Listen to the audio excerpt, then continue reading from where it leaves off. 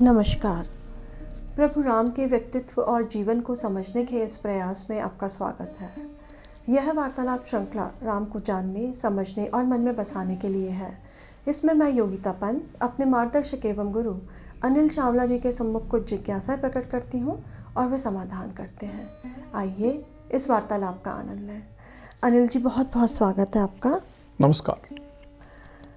अनिल जी, पिछली बार आपने बताया था कि भरत जो है वो चित्रकूट पर्वत के समीप पहुंच गए थे और उन्होंने जो पूरी सेना है अयोध्या की उसको चित्रकूट पर्वत के समीप ही रुकने के लिए कहा था और वे राम जी से को ढूंढने के लिए पर्वत पर निकल गए थे। उसके बाद क्या हुआ? चित्रकूट पहुंचने के बाद जी, भरत ने अपने साथ शत्रुघ्न को लिया, निषाद राजगुरु थे उनको लिया, सुमंत्र को लिया जी, और ये लोग आगे गए कि हम राम लक्ष्मण से मिलने जाते हैं। इन्होंने गुरु वशिष्ठ को कहा कि हम लोग जाते हैं, आप बाद में जी, माताओं को लेके, अन्य मंत्रियों को लेके, सबको लेके आप बाद में पहुंचिएगा, जी, हम पहले जाके मिलते हैं, स्थान तय करते हैं और फिर किसी संदेशवाहक को भेजेंगे, फिर आपको ले जाएगा, ऐसा करें। ये लोग चले। धीरे धीरे इन्हें लगने लगा कि हाँ, हम सही मार्ग पे हैं, जी, क्योंकि राम और लक्ष्मण ने उस वन में जहाँ रह रहे थे कुछ न कुछ अपने मार्गदर्शक चिन्ह लगा रखे थे, क्योंकि वन में वो भी रास्ता न गुम जाएं। कुछ मार्ग हैं जो हाथियों के मार्ग हैं, वहाँ ना जाएं, तो कहीं कहीं उन्होंने चीर टांग रखे थे, कुछ कपड़े टांग दिए थे, कुछ अन्य चिन्ह ऐसे लगा रखे थे जिससे लगता था कि यहाँ कोई बहुत समझदार बुद्धिमान व्यक्ति रह रहा है जिसने सब कुछ व्यवस्थित किया है। जी, और ये भरत ने कहा कि देखो, राम लक्ष्मण जहाँ भी जाएंगे वो अपनी कुछ छाप, इन्होंने वन में भी छाप छोड़ दी है, जी, और उसको देखते हुए, समझते हुए, प्रशंसा करते हुए पहुँचे जिस कुटी में राम लक्ष्मण रुके थे। उस कुटी के बाहर यज्ञ के लिए वेदी बनी हुई थी। अब राम लक्ष्मण को इतना समय हो गया था, सब व्यवस्थित हो गया था, वो एक अपनी कुटिया में बैठे थे, राम लक्ष्मण सीता। राम ने मृग का चर्म, यानी जो मृग की खाल होती है वो पहनी हुई थी, कुछ वलकल पहने थे, कुछ पुराने कपड़े पहने थे। लक्ष्मण ने भी वैसे ही पहने थे। तो इनको इस रूप में देखकर भरत बहुत विचलित हो गए कि ये जो राजकुमार हैं, जो कि राजमहलों में रहने योग्य हैं, जो कि हर प्रकार से योग्य हैं, वो मेरे कारण इस स्थिति में है। ये एक अकेला मृग चर्म पहने हुए बैठे हुए हैं। ये जहां उनके शरीर पे सुबह चंदन का लेप होता था, आज उनके शरीर पे मिट्टी लगी हुई है। पूरा ये वनवासी की तरह हैं, वन की मिट्टी, धूल मिट्टी से नहाए हुए हैं, सिर पे जटा है। तो वो एकदम भावुक हो गए, रोने लगे। जब तक राम के पास पहुंचे तो रोते हुए उनके आंसू बह रहे थे और बहते हुए उन्होंने बस कुछ बोल नहीं पाए, बस राम के चरण स्पर्श करने के लिए नीचे झुके और वहीं पूरे साष्टांग लेट गए। राम ने बड़े प्रेम से भरत को उठाया, गले लगाया, उसको ढांढस बंधाया। लक्ष्मण ने भी शत्रुघ्न को उठाया, गले लगाया। चारों भाई बड़े प्रेम से मिले। वहाँ पर सुमंत्र भी थे, गुह भी थे, सब बिल्कुल भावुक हो गए इस मिलन को देखकर। जी, और जब मिलन, सब भावनाओं का जो एकदम तेज था वो रुका, बैठ गए, फिर बातचीत उन्होंने की। बहुत ही भावुक क्षण रहा होगा ये सबके लिए। बिल्कुल। अब राम जी भरत से मिले तो राम जी ने निश्चित ही पूछा होगा अयोध्या के बारे में, वहाँ के लोगों के बारे में, पिताजी के बारे में, माताओं के बारे में। बिल्कुल पूछा था। देखो, पहली बात तो उन्होंने अपने परिवार के बारे में पूछा। जी, उन्होंने पूछा, अरे भरत तुम यहाँ वन में आए कैसे? पिताजी ठीक तो हैं? जी। पिताजी अपने जीते जी तुम्हें वन में आने की अनुमति तो नहीं दे सकते। तुम बालक हो, तुम्हें ऐसे वन में कैसे भेज दिया? ठीक है पिताजी, तुम उनका सम्मान करते हो कि नहीं करते? अब देखिए, अब एक बड़ी विचित्र स्थिति थी। भरत राजा थे अयोध्या के, जी। लेकिन इनके छोटे भाई थे, तो इनके पास ये अधिकार था कि उससे केवल हालचाल पूछें कि तुम राजा के रूप में कैसे कार्य करते हो, मेरी अयोध्या सुरक्षित है कि नहीं, मेरे परिवार वाले सुरक्षित हैं। तो उन्होंने एक एक करके बहुत विस्तार से पूछा। तो सबसे पहले पिताजी के बारे में पूछा कि पिताजी स्वस्थ हैं? जी। हमारा जो दुख हुआ होगा वो तो ऐसा दुख था कि हमें तो आशंका थी कि कहीं वो बिल्कुल उनका देहांत ना हो जाए, तो उससे उबर गए हैं ना, तुम उनका सम्मान कर रहे हो, सब ठीक ठाक है? फिर पिताजी के बाद उन्होंने पूछा, गुरुजी, गुरु वशिष्ठ कैसे हैं? तुम उनका सम्मान में कोई कमी तो नहीं करते? गुरुजी के बाद उन्होंने माताओं की सुध ली कि मेरी माता कौशल्या प्रसन्न हैं, स्वस्थ हैं, सब ठीक हैं। वीर लक्ष्मण की माता सुमित्रा वो भी आनंद से है ना, और जो आर्या जी। कैकेयी वे भी आनंद से है ना, तो कोई तकलीफ तो नहीं है? तुम उन तीनों का सही ध्यान कर रहे हो ना? देखिए, वो एक एक ध्यान के बारे में पूछ रहे हैं, तुम ध्यान कर रहे हो कि नहीं? जी। फिर उन्होंने पूछा कि जो हमारे पुरोहित हैं उनका भी ठीक सम्मान कर रहे हो कि नहीं? पुरोहित का पूछने के बाद उन्होंने कहा, देवताओं, पितरों, भृत्यों, यानी जो अयोध्या के हमारे राजकीय कर्मचारी हैं, जी। गुरुजनों, वृद्धों, यानी जो धर्म के मार्ग पे आगे बढ़े हुए लोग हैं, वैद्यों, ब्राह्मणों, इन सब का तुम सम्मान ठीक से करते हो ना? अब ये जो जिस क्रम में उन्होंने नाम लिए, जी। ये एक समझने वाली बात है कि उन्होंने देवताओं और पितरों के लिए कहा। देवताओं और पितरों का सम्मान करने का अर्थ ये है कि वो जिन आदर्शों, मूल्यों का प्रतिनिधित्व करते हैं, तुम उनका पालन कर रहे हो कि नहीं? भृत्यों, जो कर्मचारी हैं, राज्य सुरक्षित तभी होता है जब कर्मचारी प्रसन्न है, उसका वेतन समय से मिलता रहे। जी। अगर कर्मचारियों को वेतन नहीं मिलेगा, वो असंतुष्ट हो जाएंगे, शत्रु देश के राजाओं से बातचीत करने लग जाएंगे, तो राज्य तो बिखर जाएगा। जी। तो राज्य कर्मचारी बहुत महत्वपूर्ण है। गुरुजन, जो कि अगली पीढ़ी को तैयार करते हैं। जी। धर्म को जानने वाले वृद्ध, वो पूरे राज्य को धर्म के मार्ग पर रखते हैं।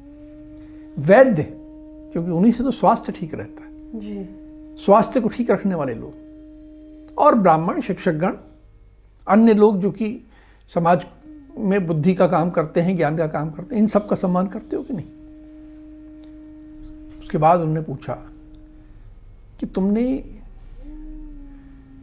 ब्राह्मणों के सम्मान की हमने पूछी। वो एक सुधन्वा नाम के ब्राह्मण हैं, बड़े अच्छे ज्ञाता हैं, शस्त्र अस्त्र के भी ज्ञाता हैं और अर्थशास्त्र के भी बहुत अच्छे ज्ञाता हैं। तुम उनका सम्मान तो कर रहे हो ना, वो ठीक से है ना? तो एक एक ब्राह्मणों का नाम, जिन जो विशेष थे उनका पूछा। फिर उन्होंने पूछा, हाँ, राज्य में तुमने मंत्री ठीक नियुक्त किए हैं कि नहीं? योग्य मंत्री हो तो राज्य ठीक चलता है। केवल हाँ में हाँ मिलाने वाले रख लेने से राज्य ठीक नहीं चलता।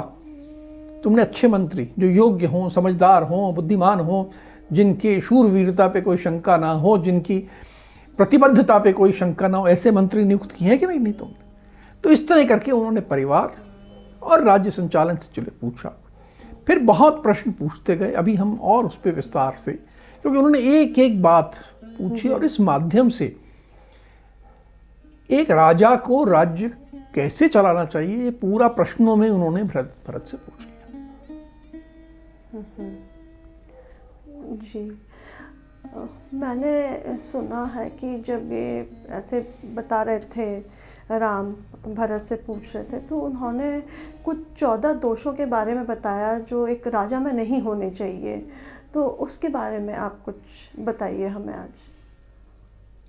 ये 14 दोष बहुत महत्वपूर्ण है और राजा केवल प्राचीन काल के राज्य की बात नहीं है।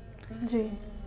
चाहे आज का राजा हो, यानी राजनीति में काम करने वाला मुख्यमंत्री, मंत्री, प्रधानमंत्री कोई हो, या एक कंपनी का चेयरमैन, सीईओ हो, या एक परिवार का, संगठन का नेता हो, जी। मुखिया हो, जी। सबके लिए ये 14 दोषों से बचना अत्यंत आवश्यक है। अगर जो भी प्रमुख है जी। वो इन 14 दोषों से बचा रहेगा तो वो संगठन, वो संस्थान, वो आगे बढ़ेगा। और अगर इन 14 दोषों में से उसमें कुछ आते गए तो संस्थान नीचे जाता जाएगा। उन्होंने पहली बात कही कि जिससे तुम आशा तुम दूर रहते होगे वो है नास्तिकता। नास्तिक शब्द का अर्थ क्या है? जी। कुछ लोग कहते हैं कि जो भगवान में आस्था रखे वो आस्तिक, जो ना रखे वो नास्तिक। जी। वास्तव में ऐसा नहीं है। किसी एक भगवान में या एक व्यक्ति है जो भगवान रूपी है, ऐसा नहीं। नास्तिक वो व्यक्ति होता है जो ये कहता है कि जितने वस्तु हैं, संबंध हैं, व्यक्ति हैं, इनमें आपस में कोई संबंध नहीं है, हर कोई अलग है, ये सब इत्तेफाक है। आजकल हमें नास्तिक बहुत मिलते हैं। मैं एक फिल्मी गाने से बात समझाता हूँ। जी। एक पुरानी फिल्म थी जिसका गाना था, आगे भी जाने न तू, पीछे भी जाने न तू, जी। जो कुछ है बस यही एक पल है, इस पल का तू आनंद ले ले। जी। यही नास्तिक विचार है। एक और गाना है, वो है जिंदगी एक इत्तेफाक है, जो कुछ होता है इत्तेफाक से होता है। जी। ये तुम्हारे कर्मों का फल नहीं है, ये कर्मों के फल वाली बात सब बकवास है। ये तो इत्तेफाक से ऐसा हो जाता है, इत्तेफाक से ऐसा हो जाता है, इत्तेफाक से ऐसा हो जाता है। तुम तो अपनी जिंदगी ऐश से जियो। ये नास्तिक विचार है। जहां नास्तिक विचार आता है वहां पतन आता है। हम इस नास्तिक विचार पे एक बहुत विस्तृत चर्चा इसी अगले 2-3 प्रकरणों में से एक लेंगे और इसमें बहुत विस्तार से बात करेंगे। दूसरी बात उन्होंने कही, दोष जिससे बचना चाहिए, असत्य भाषण, असत्य नहीं बोलना। साधारणतः क्या इसका मतलब होगा कि झूठ नहीं बोलना। जी। लेकिन ऐसा नहीं है। पहले हम समझे सत्य क्या है। सबसे बड़ा सत्य धर्म। यदि धर्म सत्य है तो धर्म के लिए जो कुछ बोला जाए सब सत्य है, और धर्म के विरोध में जो बोला जाए वो असत्य है। तुम्हें याद होगा कि जब दूत भरत को संदेश देने के लिए कह के जा रहे थे, जी। तो महर्षि वशिष्ठ ने कहा था कि वहां उनको ये बताना मत जी। कि महाराज दशरथ का देहांत हो गया है। जी। तो वहां भरत ने पूछा दूतों से कि मेरे पिताजी ठीक ठाक हैं? उन्होंने कहा बिल्कुल ठीक ठाक है। स्वस्थ है? बिल्कुल स्वस्थ। तो क्या वे असत्य भाषण के दोषी थे? नहीं, वे धर्म का पालन कर रहे थे। जी। झूठ बोलना तब अपराध है यदि धोखा देने के लिए कहते, क्योंकि धोखा ही अधर्म हो जाता है। धोखा नहीं देना है, लेकिन किसी के कल्याण के लिए यदि मुझे कुछ झूठ बोलना पड़े, कुछ छुपाना पड़े, तो वह सत्य है, जी। उसकी वर्जना नहीं है।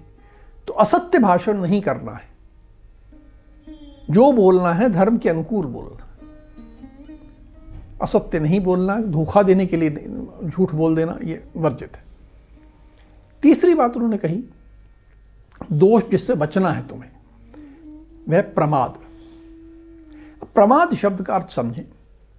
इसके दो अर्थ हैं शब्दकोश में, दोनों एक दूसरे से जुड़े हुए हैं। एक है मादकता और दूसरा अर्थ है लापरवाह हो जाना। दोनों जुड़े हुए हैं। आदमी नशा कर ले, बहुत सारे 4-5 पैग लगा ले, तो लापरवाह हो जाता है। अच्छा क्या है, बुरा क्या है, मेरा कर्तव्य क्या है, मेरा धर्म क्या है, इससे विमुख हो जाता है। जी। तो ये गलत है। राजा अगर लापरवाह हो जाएगा तो राज्य समाप्त हो जाएगा। यहां ये समझने की बात है कि उन्होंने ये कभी नहीं कहा कि मदिरापान बिल्कुल मत करना, जी। मदिरा को हाथ भी मत लगाना। नहीं, ऐसा नहीं है। मादकता नहीं आए, आप ऐसे ही मादकता जिससे कि आप लापरवाह हो जाओ अपने के प्रति, इससे बचना है। प्रमाद से ही जुड़ी जो बात कही, चौथा दोष है आलस्य। आज की पीढ़ी में बहुत दिखने को मिलता है। क्या कर रहे हो? बस कुछ नहीं, पड़े हुए टीवी देख रहे हैं, यूट्यूब पे वीडियो ऐसे ऐसे करते जा रहे हैं और दिन भर पड़े हुए। जी। आलस्य, ये राजा के लिए एक बहुत बड़ा दोष है, इससे बचना चाहिए। पांचवा दोष जो राम ने बताया, भरत से पूछा कि तुम इससे बचते हो कि नहीं, वह क्रोध। हमने पहले इस पर चर्चा की है, जी। बहुत विस्तार में की है कि क्रोध ऐसा घोड़ा है, यदि आप इसकी सवारी करते हो और इस पर नियंत्रण रखते हो तो ये लाभदायक है। और यदि क्रोध आपके ऊपर सवारी करने लग जाए तो आपको समाप्त करते हैं। तो क्रोध को नियंत्रण में रखना यह आवश्यक। छठी बात उन्होंने कही, भरत से पूछा कि इससे बचते हो कि नहीं, वह दीर्घ सूत्रता। संस्कृत का शब्द है दीर्घ सूत्रता,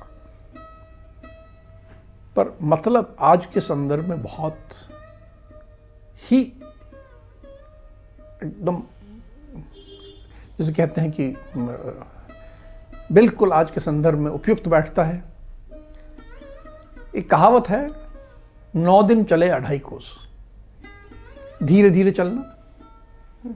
आज हमारी सरकार जब भी काम करती है तो एक प्रोजेक्ट जो है, एक परियोजना जो है, जो किसी अन्य देश में होती है तो 3 महीने में पूरी हो जाती है, हमारे यहाँ 3 साल लग जाते हैं साहब। उसका पहले टेंडर होता है, फिर ये प्रक्रिया होती है, फिर वो होता है, फिर वो ठेकेदार अलग ढंग से काम करता है। तो ये जो धीरे धीरे काम चलता है, जिस राज्य में, जिस संगठन में, जिस संस्थान में दीर्घ सूत्रता आ जाए कि काम धीरे धीरे चले, बहुत लंबा लंबा चले, टाइम खींचता चले, वो नहीं चल सकता।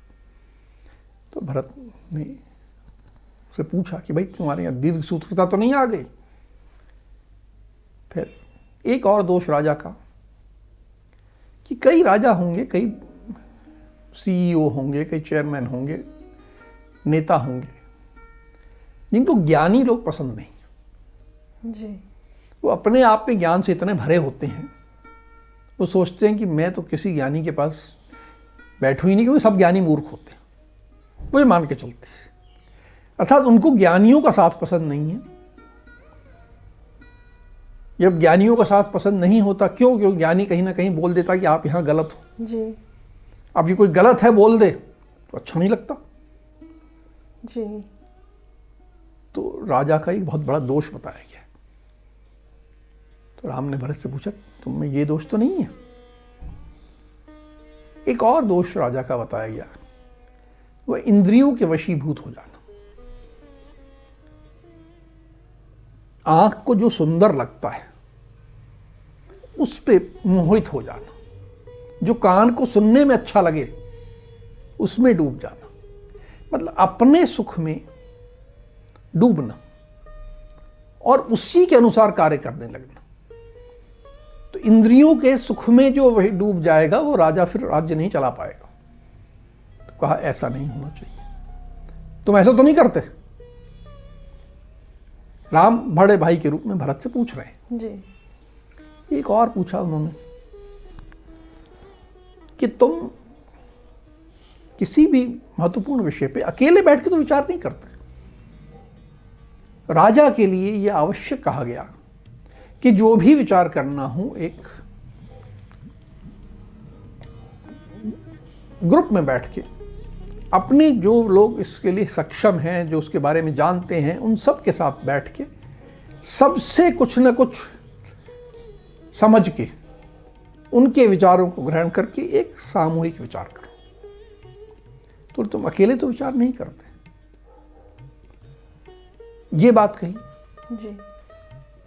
फिर 10वां दोष उन्होंने बताया जो राजा का होता है, और कहा तुम उससे बचे रहते हो कि नहीं। जी। कहा कि तुम मूर्खों की सलाह तो नहीं लेते। कई बार ऐसा होता है कि कुछ लोगों को ये बहुत पसंद होता है कि वो बोलते हैं कि मैं तो सबकी बात सुन लेता हूं साहब। जी। सबकी बात सुनता हूं। अब ऐसे व्यक्ति से आप सलाह ले रहे हो जिसको कि पूरा संदर्भ नहीं मालूम। जी। आपके संगठन में क्या स्थितियां हैं, क्या परिस्थितियां हैं, क्या आपका उद्देश्य है, कुछ नहीं, लेकिन आप उससे एक सलाह ले लेते हो। कई बार आप ऐसे व्यक्ति से सलाह लेते हो जिसको इस तरह की सक्षमता ही नहीं है। मैंने पहले भी एक प्रसंग में बताया था कि एक मैं बड़े पदाधिकारी को जानता था, एक राजनीतिक व्यक्ति को, जो हर महत्वपूर्ण विषय में अपने ड्राइवर से पूछ लेते थे। जी। क्यों भाई तुम क्या कहते हो? बोलते देखो आम आदमी का मैं मत ले लेता हूं इस तरह। तो ये मूर्खों से सलाह लेना ये एक बहुत बड़ा दोष है, इससे बचना चाहिए। एक और दोष उन्होंने कहा कि जिन कार्यों के बारे में निश्चय हो गया कि ये कार्य करना है, निर्णय हो गया, सब तरफ बातचीत करके निर्णय हो गया, जी। लेकिन कार्य प्रारंभ ही नहीं हो रहा, बहुत समय लग रहा है। जी। क्यों समय लग रहा है? बस अभी करते, या योजना बन रही है, या उस तरफ ध्यान ही नहीं दिया, निर्णय हो गया लेकिन काम नहीं हुआ।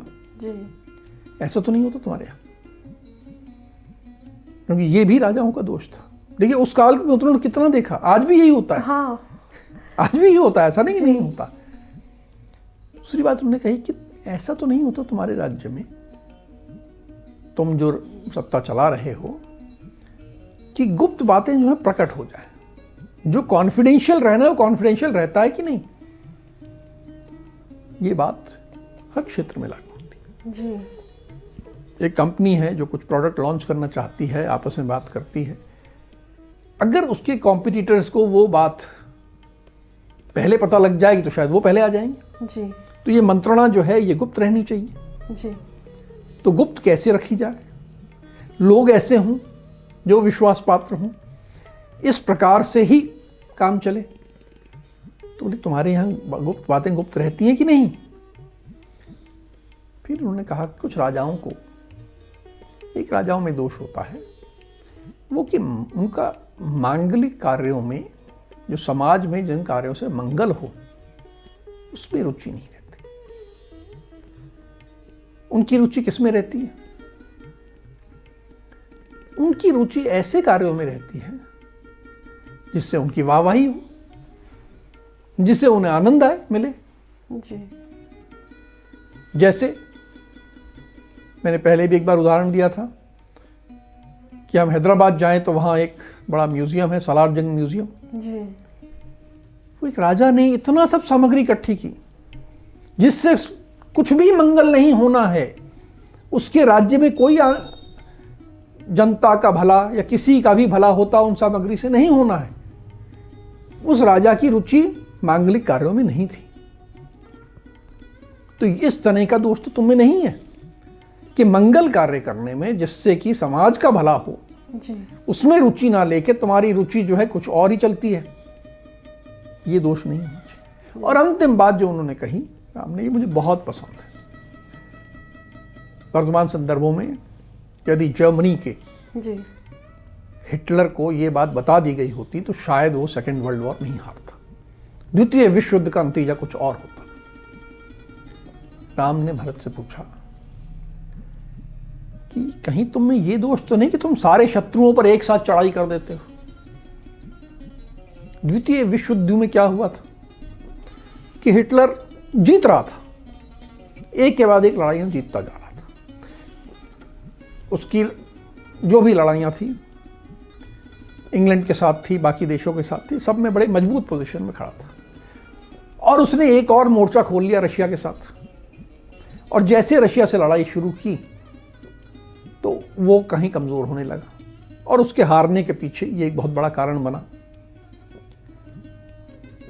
आपको एक अच्छा राजा केवल सीमित मोर्चों पे लड़ाई लड़ता है, हर मोर्चे पे लड़ाई लड़ने की बात एक साथ नहीं सोचता। जी। व्यावसायिक जीवन में भी ऐसा ही होता है। आप एक बार में एक समस्या को लो, ज़्यादा को नहीं। जी अनिल जी, आपने बहुत ज्ञानवर्धक और गूढ़ बात बताई।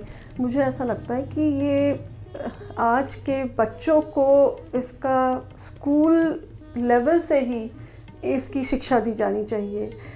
आपने अभी जब बता रहे थे 14 दोषों के बारे में, तो इसमें आपने कहीं ना कहीं धर्म, अर्थ और काम के बारे में बताया, तो इसके बारे में और आप थोड़ा विस्तृत बताइए कि उन्होंने कुछ राम जी ने उनको। देखिए, राम ने भरत को जो कहा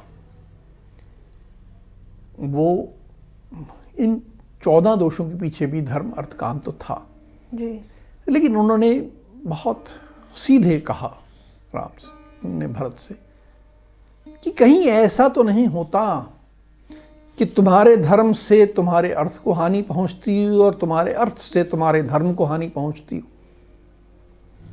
अब ये क्या बात होती कि धर्म से अर्थ को हानि पहुंचती हो, अर्थ से धर्म को हानि पहुंचती हो?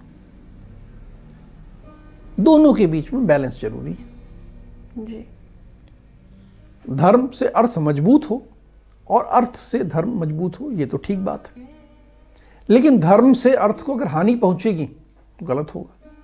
एक व्यक्ति के जीवन में देखिए, जैसे एक छोटा उदाहरण है कि एक व्यक्ति का धर्म है कि उसको अपनी माता की सेवा करनी चाहिए। अब एक व्यक्ति माता की सेवा करने के लिए माता के पांव दबाता है, माता के आदेश का पालन करता है, और क्योंकि वो सब करता है इसलिए नौकरी पे नहीं जाता, दिन भर कुछ नहीं करता, केवल बस यही करता है, तो क्या होगा? उसकी तो गरीब हो जाएगा, वो परिवार को क्या खिलाएगा पिलाएगा। उसका अर्थ को हानि पहुंच रही है इस धर्म जी। से। तो ये ठीक नहीं है। उसका धर्म परिवार के लिए जीविका का इंतजाम करना भी है जी, वो नहीं कर रहा, तो धर्म से अर्थ को हानि हो रही है। और एक आदमी है जो अर्थ के संसाधनों को एकत्र करने में इतना डूबा रहता है कि उसे अपने बच्चों से बात करने की फुर्सत नहीं है, अपनी पत्नी से बात करने की फुर्सत नहीं है, तो क्या हो रहा है कि अर्थ से धर्म को हानि हो रही है। तो क्या ये नहीं होना चाहिए? और फिर उन्होंने कहा कि कहीं ऐसा तो नहीं होता कि काम से धर्म और अर्थ दोनों को हानि पहुंचा देते हो तुम? काम जीवन में आवश्यक है, लेकिन धर्म और अर्थ के अधीन होना चाहिए। अधीन होना चाहिए। लेकिन कहीं अगर ऐसा हो कि आपको सुबह का समय है, जबकि आपको अपने बच्चे को स्कूल भेजना है, स्कूल के लिए उसका टिफ़िन पैक करना है, उसकी सब तैयारी करके उसका बस्ता बना के भेजना है, और उस समय आप कहते हो कि मुझे तो ये नृत्य का कार्यक्रम देखने बड़ा आनंद आता है, मैं तो वो देख रही हूँ, तो क्या होगा? आपके उस काम से किसको हानि पहुंच रही है? आपके धर्म को। और अर्थ जो आपका बच्चा है वो भी तो आपका संसाधन है, वो भी धन है जी, उसको हानि पहुंच रही है। तो काम से धन को हानि ना हो, अर्थ को हानि ना हो। और एक कहा कि इनका समय विभाजन कर लो, समय विभाजन करना चाहिए। तुमने किया कि नहीं किया? धर्म के समय धर्म, अर्थ के समय अर्थ और काम के समय काम। ऐसा ना हो कि एक के समय दूसरे का असरा करने लगो, ऐसा तो नहीं होता तुम्हारे साथ। अनिल जी, बहुत महत्वपूर्ण बात बताई आपने। अब आज की चर्चा को हम यहीं विराम देते हैं। अगली कड़ी में राम के जीवन से जुड़े कुछ अनछुए पहलुओं के साथ हम दोनों फिर उपस्थित होंगे। राम राम। राम राम।